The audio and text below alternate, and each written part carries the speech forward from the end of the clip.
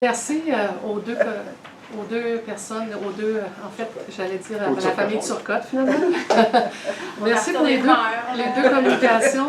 Celles-ci m'ont vraiment permis d'aborder les communautés de pratique vraiment sous deux angles. Là, on voit que les deux lunettes ou les deux pratiques qui ont été évoquées, une à travers la salle de classe et l'autre à travers une communauté de pratique professionnelle, on est avec des regards extrêmement différents. Alors, en tout premier lieu, la communauté d'apprentissage qui s'est vécue en salle de classe, dans une formation à l'enseignement didactique des sciences, on voit vraiment qu'elle était initiée aussi à travers les premières diapositives de la communication. Il y avait des tensions au niveau de l'enseignement, il y avait perçus par l'enseignante des contraintes. Par lesquelles elle voulait, à partir des modèles qu'elle nous a présentés, passer d'un enseignement directif vers l'apprentissage à la découverte. Alors, on voit vraiment un changement de paradigme et j'ai mis la curiosité d'aller voir Rogoff comment elle parle justement de ce changement de paradigme. J'utilisais d'autres écrits, mais effectivement, voir comment elle explique cette tension-là, le changement de paradigme à travers les propos que vous avez présentés ce matin. Alors, mais on voit qu'il y a un désir d'aller d'un style d'enseignement vers un autre.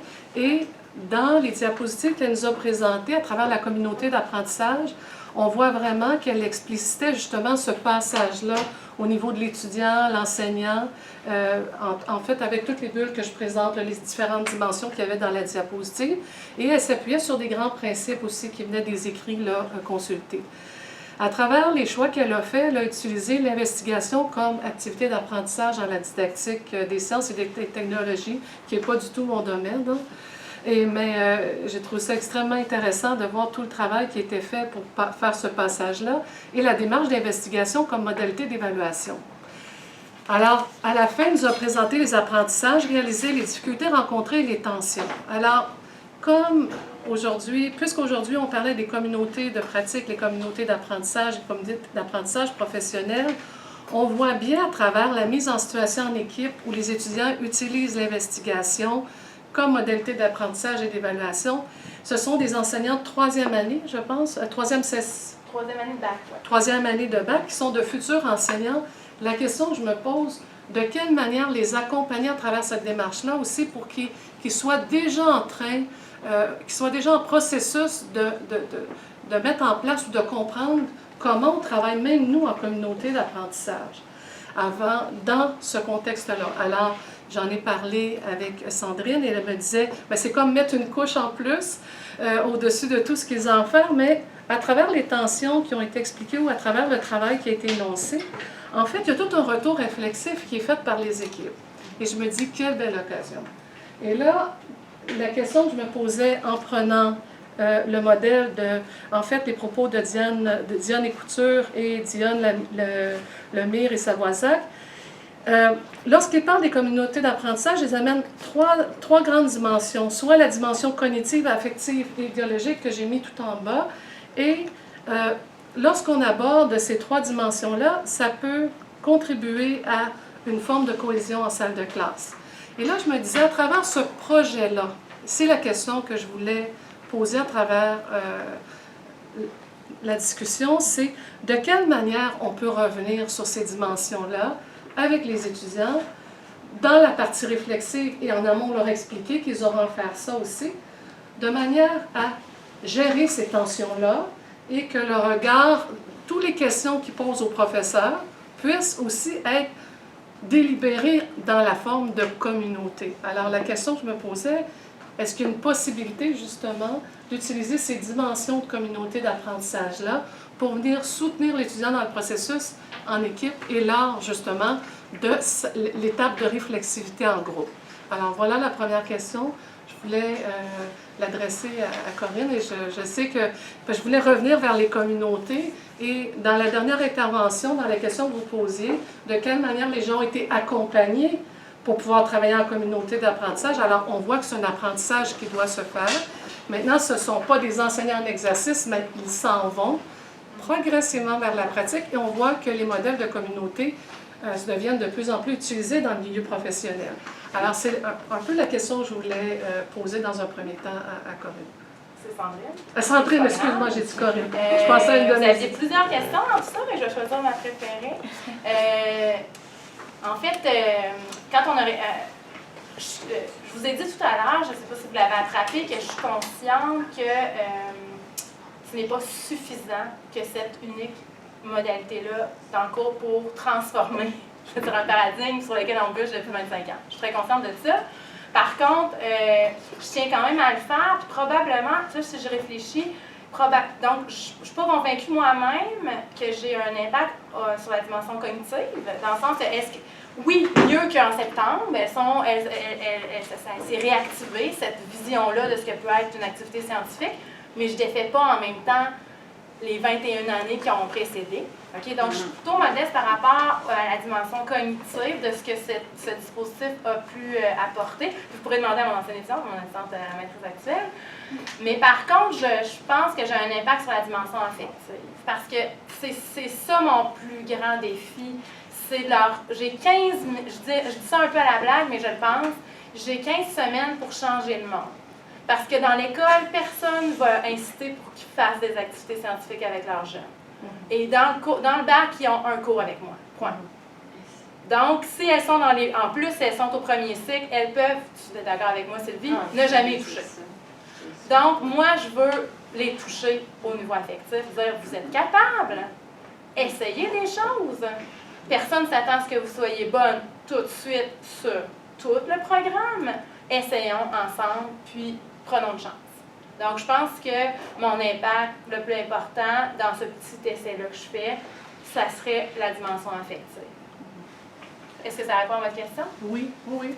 Mais ce que je trouve intéressant, en fait, c'est de quelle manière on peut déjà introduire cette idée de communauté-là à travers un processus dans lequel sont intégrés nos étudiants. Vous avez l'exemple d'un cours, Sandrine. J'ai pensé à mon étudiante Corinne. Alors, vous avez toute une expérience, mais à ce moment-là, comment on peut commencer justement à développer cette capacité-là de travailler en communauté d'apprentissage? Déjà, de nommer que c'est normal qu'en sortant du cours ou à la semaine 15, elles ne se sentent pas super compétentes pour enseigner tout le programme de toute la bonne façon. Déjà, je pense que c'est une clé parce qu'on est en train de l'envoyer le message que personne n'a ses attentes envers vous de cette nature-là. Vous finissez avec le bac, le brevet, avec un 4 ans de formation, vous avez un ensemble d'outils, mais vous allez continuer à vous développer tout au long de la vie, que ce soit dans des projets de développement continu, dans des communautés formelles et informelles, elles sont toutes dans des groupes Facebook par cohorte. Vous aurez à échanger, utiliser des outils, échangez-vous vos SAE ensemble. C'est un début vers quelque chose, puis on continue. C'est ça. Oui. Si je peux ajouter quelque chose, moi j'ai l'impression, parce qu'on le voit bien depuis hier, puis aujourd'hui, on parle beaucoup du modèle des communautés de pratique qui prennent de plus en plus de place chez les enseignants en exercice dans les écoles. Moi j'ai l'impression qu'il y a un clash qui va s'accentuer de façon assez importante, parce que quand on regarde la façon dont on fait notre formation initiale, on est encore beaucoup dans un mode transmissif. Alors que là, on n'arrête pas de parler ici d'un mode de participation. Et lundi, on avait un colloque qui est organisé avec d'autres collègues sur la transformation des pratiques en collaboration avec les milieux scolaires. Puis, dans la présentation que je faisais, je donnais un titre un peu exagéré à ma présentation, mais je voulais illustrer quand même ce malaise-là. La présentation s'intitulait « La recherche en collaboration, remède à une formation initiale qui n'atteint pas sa cible », avec un point d'interrogation. Et tu sais, en fait, j'analysais quelques-uns de mes projets. Et tu sais, quand je regarde les résultats de recherche de ces projets-là qui ont été menés avec des enseignants en formation continue, dans certains cas, je me disais, il semble qu'on revient vraiment à du B.A.-bas de la formation initiale. Et là, moi, je pense sais, à un moment donné, il va peut-être falloir réfléchir à... Puis j'ai l'impression que, tu sais, toi, Sandrine, tu le fais à petite échelle. Tu as probablement un ou deux autres collègues qui le font à petite échelle. Puis probablement que dans chacune de nos universités, on fait ça à petite échelle. Mais fondamentalement, moi, je pense que les modèles, on demeure fondamentalement dans un modèle d'acquisition pendant notre formation initiale. Tu sais, je pense qu'à un moment donné, il va peut-être falloir se poser la question, peut-on réinventer en profondeur cette formation-là, pour avoir un modèle qui ressemble plus à ce dont on parle aujourd'hui, c'est-à-dire un modèle de participation. Je me souviens qu'on avait eu une discussion avec Thérèse, à savoir, pourrait-on envisager une formation initiale dans une perspective un peu plus de recherche? On pourrait presque aller au collégial. Séverine Parent, qui était à l'autre bout, qui a présenté ça au début de l'après-midi, vient de soutenir sa thèse. Puis un des principaux obstacles, c'est que les étudiants, de leur expérience, ils n'en veulent pas de la participation active au cégep. En fait, moi, ce que j'ai documenté... Il faut amener la solution presque au niveau du message global. Oui, puis il y avait des étudiants même qui s'intéressaient aux classes d'apprentissage actif, entre autres. Des étudiants disaient aux enseignants, oui, mais monsieur, moi, je n'aime pas beaucoup votre cours, il faut se préparer avant de venir. Oh God! Surtout les classes inversées. Non, c'est ça, moi aussi, je me suis déjà fait des... Oui, pas tant inversé qu'actif, le fait que ça. Puis avec aussi la technologie, moi, le milieu que j'ai regardé, c'est celui avec beaucoup de technologie. Puis c'est ça, les étudiants disaient, mais attends, est-ce que vous pouvez retourner faire les problèmes au tableau? Parce que ça les rassure, mais en même temps, ils sont confortés pendant quelques années dans un métier d'étudiant qui, dans certains cas, pas dans tous les cas, je suis d'accord avec toi, Stéphane, il y a des initiatives qui sont autres, mais dans certains cas, on leur demande d'être un étudiant passif. Alors, et certains se confortent là-dedans. Puis un des trucs qui a été documenté aussi, c'est que ça dépend au collégial où est-ce qu'ils s'en vont à l'université. Mais la question, en fait, qui se pose, c'est où est-ce qu'ils perdent le fil dans... Parce que, tu sais, je veux dire, je regarde au primaire, mettons. Moi, ma sœur enseigne au primaire, tu sais, puis je la vois faire avec ses élèves, puis ils participent, c'est rien que ça qu'ils font, tu sais, là. Fait que, là, après ça, on les regarde au secondaire, tu sais, la bouche ouverte, puis ils bavent quasi, là, tu sais, là. Fait que là, puis après ça, fait que c'est quoi, ça se perd dans la transition primaire, secondaire, avec l'adolescence, ou je sais pas.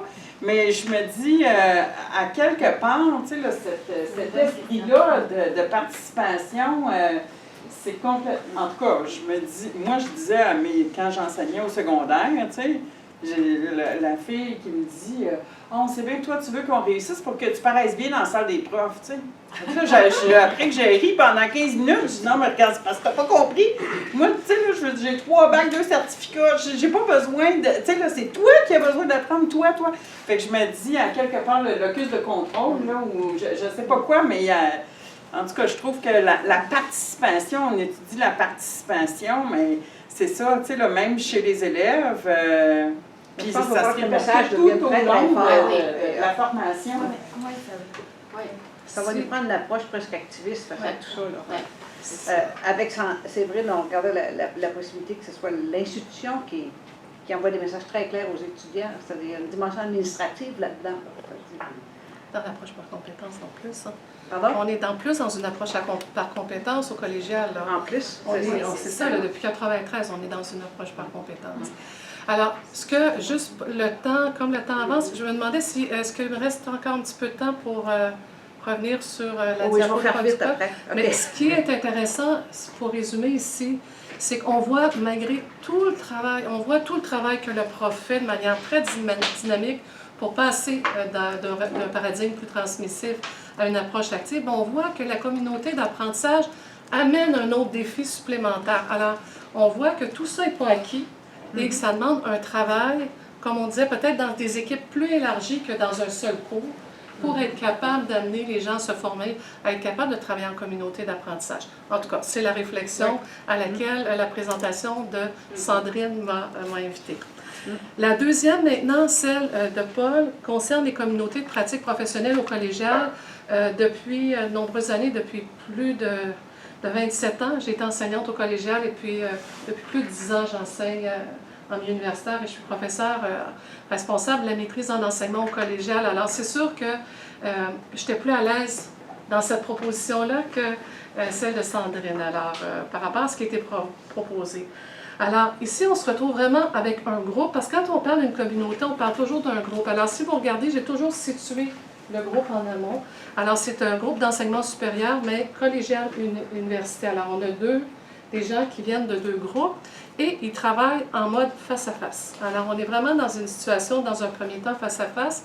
Et on s'appuie, on veut améliorer des pratiques au niveau, en intégrant la conception universelle de l'apprentissage, de manière à mettre de l'avant des pédagogies qui vont viser l'inclusion. Et là, comme le dit Paul, ils se sont inspirés de travaux faits au niveau des Faculty Learning Committee, et moi j'ai mis Committees.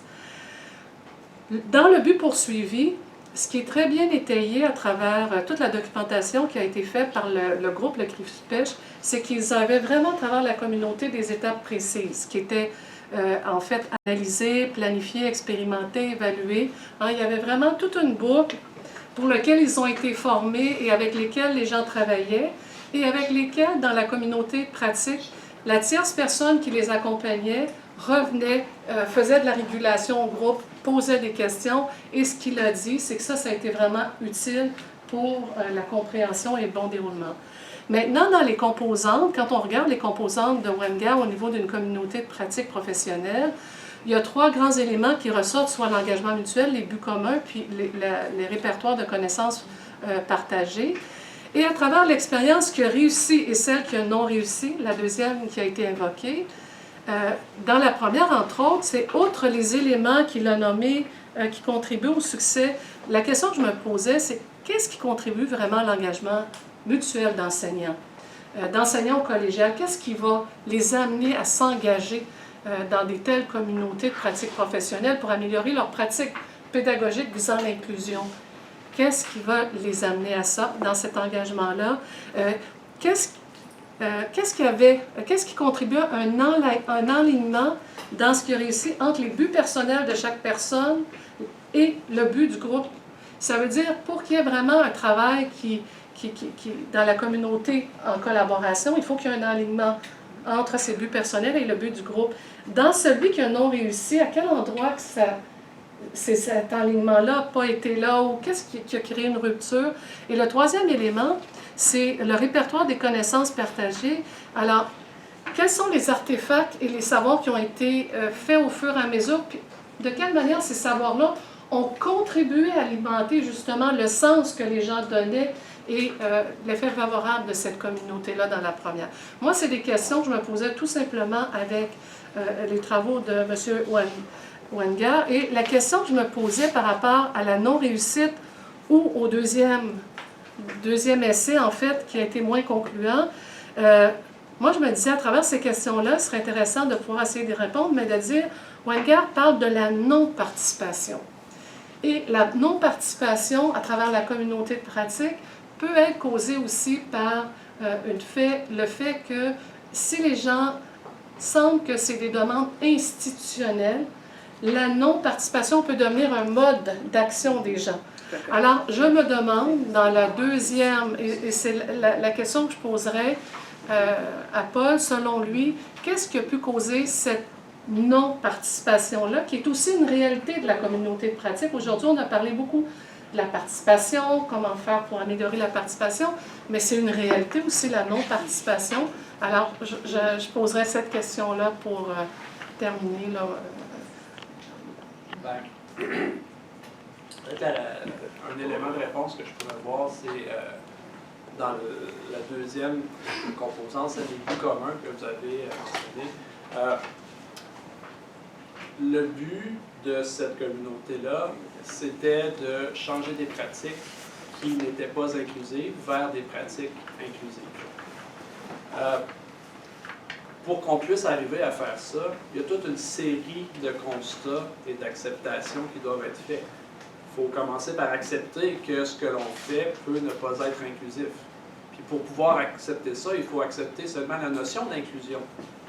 Parce que si on n'accepte pas, on ne fait pas même si on ne reconnaît même pas que l'inclusion est une possibilité, que l'accommodement a posteriori, que l'intégration des individus dans la marge est leur responsabilité, le fardeau incombe à eux ou au système dans lequel on évolue, il ne peut juste pas y avoir d'acceptation de la légitimité des objectifs poursuivis par une communauté. Puis à ce moment-là, ben, ça me semble tout à fait logique de ne pas participer. C'est donc, je pense que c'est une barrière de niveau idéologique, en fait, de savoir si le rôle de l'enseignant est d'être inclusif ou pas. Je pense que ça, c'est une des principales raisons de non-participation. En tout cas, c'est un peu le message que je reçois lorsque je vais faire un peu mon porte-à-porte pour recruter du monde. Je me dis, ouais, mais pourquoi? Tout va bien. Ah, OK, laisse faire. Alors, merci. Merci beaucoup.